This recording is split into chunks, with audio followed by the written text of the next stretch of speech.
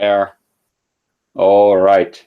So, the rise of Christianity, chapter 13, lesson 2, which you're going to be working on tonight. So, quick recap. We saw in the maps yesterday, Christianity was spreading all throughout the Western and Eastern Roman empires. Basically, where Rome was, there was Christianity. Now, in the beginning, we talked about this. Christians were persecuted. This became the official policy during Emperor Nero's reign in around 66, I think that's when he declared Christianity illegal. Why? First, we talked about this yesterday. They were monotheistic, meaning they would not worship the emperor. Remember, the Roman emperors considered themselves gods.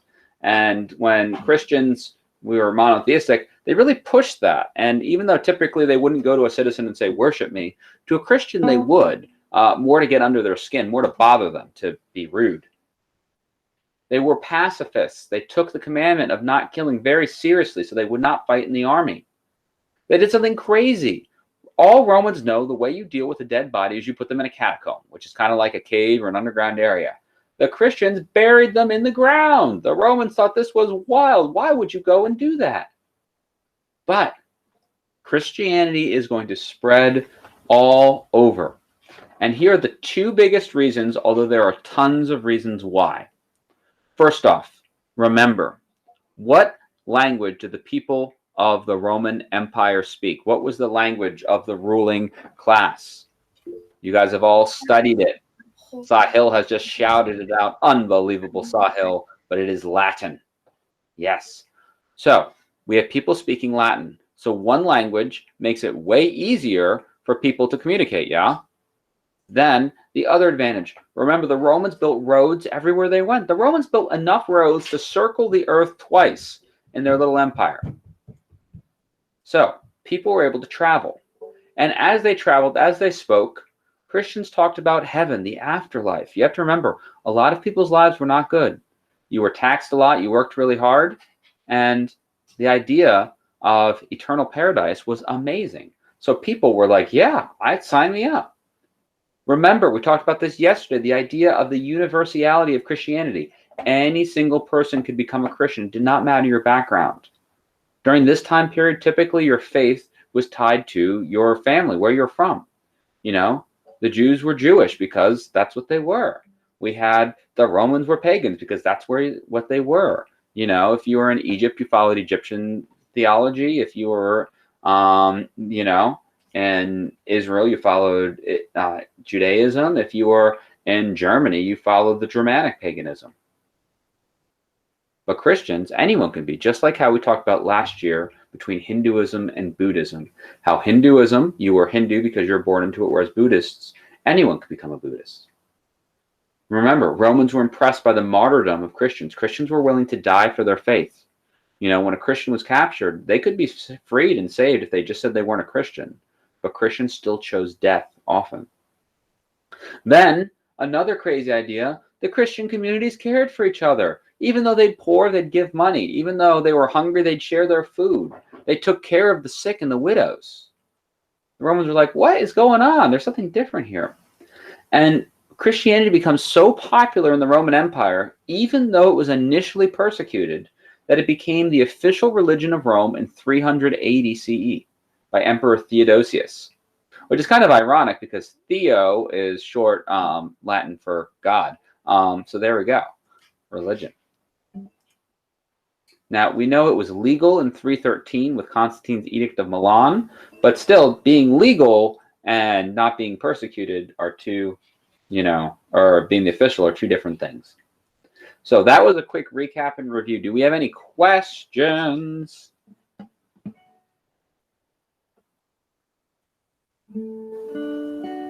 None? Okay.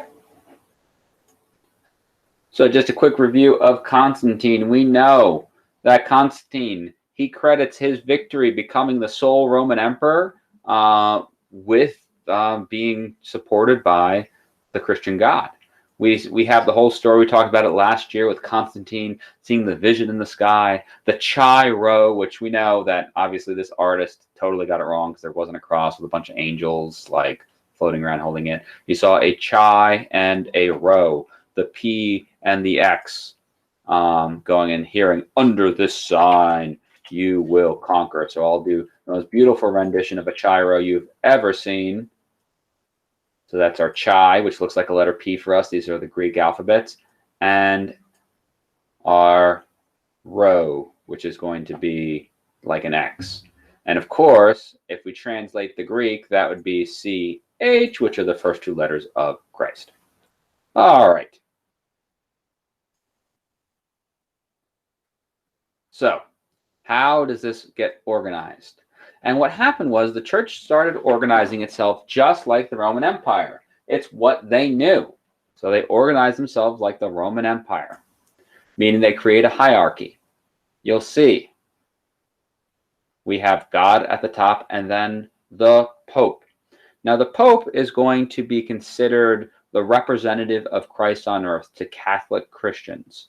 Now, some of you might be thinking, Mr. Kenny, this does not look like how my church or my denomination looks like. And this is going to be the early church. There's a verse in Matthew, I believe chapter 16, where Jesus tells Peter he is the rock. And for Catholic doctrine, that was instituting Peter as the first pope of Christianity. And so for that time, until we have the Protestant Reformation, Christians are going to acknowledge a representative Christ. The term they use is the vicar of Christ. And what's kind of crazy about this, not crazy, but which is kind of wild thinking about it for people who don't have this belief, is the idea that the Pope's words were representative of Christ on earth, meaning that the Pope had such things as infallibility, meaning not being able to make a mistake when he's speaking as the Pope, that the Pope was able to basically go and command people as God would. And like I said, this is for the Roman Catholicism, all right? It's going to change for most Christians with the Protestant Reformation, where we're going to have a breaking away of this. But we're going to get into all those splits of Christianity later on. Now, we have groups of people called the clergy, and they're the people who work for the church. So meaning, if you're the Pope, you're a cardinal, you're a bishop, you're a priest. Pastors would be considered laity, although pastor is a Protestant idea, not a Catholic. They are all the clergy, the people who work for the church. And if you don't work for the church, you're a regular person, you're called the laity. All right, that's just the regular church members. The word doctrine is official church teaching. And of course, this doctrine is going to be based off of what Jesus said, what from the Gospels. We're going to have things from the epistles, which are the letters that Paul and other apostles wrote, and also things that our early church fathers wrote. People like St. Augustine is going to write a lot of really awesome books that people are going to take, and basically those books would explain what the Bible meant so that people could understand these things. So that was the lecture for today. Like I said, it was going to be a super short lecture. Hope you still got something out of it, though. I am stopping the recording right now. So